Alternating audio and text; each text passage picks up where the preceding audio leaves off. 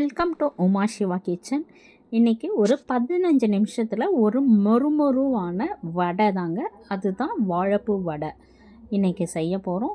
சூப்பரான evening snacks. வாங்க பார்க்கலாம் எப்படி பண்ணுறதுன்னு சொல்லி. அதுக்கு ஒரு ஜாரில் வந்துட்டு கடலைப்பருப்பு வந்து ஆல்ரெடி நான் 1 hour இல்லை 1.5 hours வந்துட்டு ஊற வச்சுட்டு ஒரு மிக்ஸி ஜாரில் போட்டுக்கோங்க. நல்லா வாஷ் பண்ணிவிட்டு போட்டுக்கோங்க. ஊற வச்ச கடலை பருப்பு தான் இது. ஸோ அது கூட ஒரு 1/2 ஸ்பூன் வந்து சோம்பு போட்டுக்கோங்க. சோம்பு போட்டிங்கன்னா ஒரு டேஸ்ட்டு நல்லா இருக்கும். ஸோ அதுக்காக தான் டேஸ்ட்டு வரணுனாக்கா சோம்பு கொஞ்சம் போட்டுக்கோங்க. அதை அரைச்சி எடுத்துக்கோங்க. ஒரு பாத்திரத்தில் மாவு எல்லாத்தையும் எடுத்துக்கோங்க. ரொம்ப நைஸாக அரைக்கக்கூடாது. கொஞ்சம் குறன்னு இருக்கிற மாதிரி. இப்போ எப்படி மசால் வடைக்கு நீங்கள் மாவு அரைப்பீங்களோ அதை மாதிரி நீங்கள் வந்துட்டு அரைச்சி எடுத்துக்கலாம். கொஞ்சம் பருப்பு கொஞ்சம் குறன்னு இருக்கிற மாதிரி அரைச்சி எடுத்துக்கோங்க. ஸோ பாருங்கள், எப்படி நான் இந்த பதத்தில் இந்த கன்சிஸ்டன்சியில் மாவு அரைச்சிக்கோங்க. அப்புறமா அதர் இன்க்ரீடியன்ட்ஸ் எல்லாம் நம்ம வந்துட்டு ஆட் பண்ணிக்கலாம். ஸோ இதுக்கு தேவையானது வந்துட்டு வெங்காயம் வந்துட்டு குட்டி குட்டியாக கட் பண்ணி எடுத்துக்கோங்க. பச்சை மிளகாய் வந்துட்டு குட்டி குட்டியாக கட் பண்ணி எடுத்துக்கோங்க.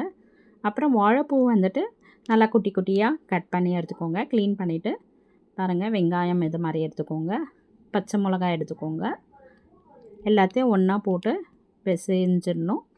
ஸோ வாழைப்பூ பாருங்கள் எப்படி க்ளீன் பண்ணி வச்சுருக்கேன். இதை மாதிரியே எடுத்துக்கோங்க. ரொம்ப ஹெல்த்தியானது இது வாழைப்பூ. ஸோ அது கூட வந்துட்டு எல்லாம் ஒன்றா போட்டு தான் நம்ம மிக்ஸ் பண்ணணும். ஸோ தேவையான சால்ட்டை எடுத்துக்கலாம்.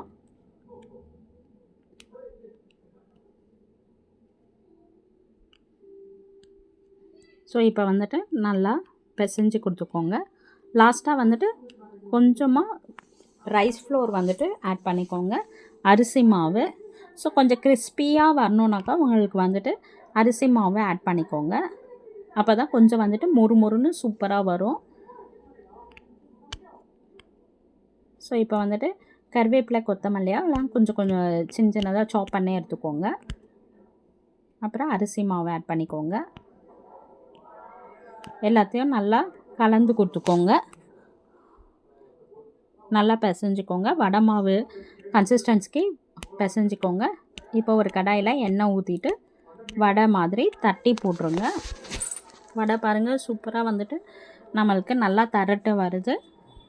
ஸோ கையிலேயே நல்லா நீங்கள் போண்டா மாதிரி கூட போட்டுக்கலாம். நல்லா தான் இருக்கும். ஸோ நம்மளுக்கு அந்த வாழைப்பூ இருக்கிறதுனால கொஞ்சம் சூப்பராக இருக்கும். நல்லா டேஸ்டியாக இருக்கும். இது ஹெல்த்தியானது கூட. வயிறில் இருக்கிற வயிறு பிரச்சனையெல்லாம் வந்துட்டு சரியாயிடும். ஸோ நல்லா இந்த மாதிரி நிறைய பேர் வந்துட்டு வாழைப்பூ சாப்பிட மாட்டாங்க. ஸோ இந்த மாதிரி நீங்கள் வடை மாதிரி செஞ்சு கொடுத்தீங்கன்னா எல்லாரும் சாப்பிடுவாங்க. ஸோ நல்லா நைஸாக தட்டிக்கோங்க. ரொம்ப மொடன்னு இல்லாத, ரொம்ப குண்டாக இல்லாத தட்டிக்கோங்க. ரொம்ப குண்டாக இருந்ததுன்னா நம்மளுக்கு வேகிறதுக்கு ரொம்ப லேட் ஆகும். ஸோ அதனால் வந்துட்டு கொஞ்சம் மெலிசாக தட்டிக்கோங்க. அப்போ தான் நல்லா கிறிஸ்பினஸாக இருக்கும். ஸோ பாருங்கள், இந்த மாதிரி தட்டிக்கோங்க. அப்புறமா ஒன்றோட ஒன்று ஒட்டாத அளவுக்கு நம்ம தனித்தனியாக பிரித்து விட்டுட்டு திருப்பி எடுத்துக்கோங்க.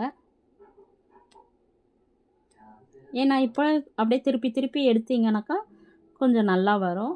ஸோ ஒரே சைடாக வச்சுருந்திங்கன்னா எல்லாம் மாவு வந்துட்டு ஒட்டிக்கும். நம்மளுக்கு எடுக்கிறதுக்கு கஷ்டமாக இருக்கும். இப்போ பாருங்கள் நல்லா செவந்துருச்சு. ஸோ வடை எடுத்துடலாம். சூப்பரான வாழைப்பூ வடை ரெடி ஆகிடுச்சு. இந்த வீடியோ உங்களுக்கு பிடிச்சிருந்ததுன்னா லைக் பண்ணுங்கள், ஷேர் பண்ணுங்கள், சப்ஸ்கிரைப் பண்ணிக்கோங்க. தேங்க்ஸ் ஃபார் வாட்சிங்.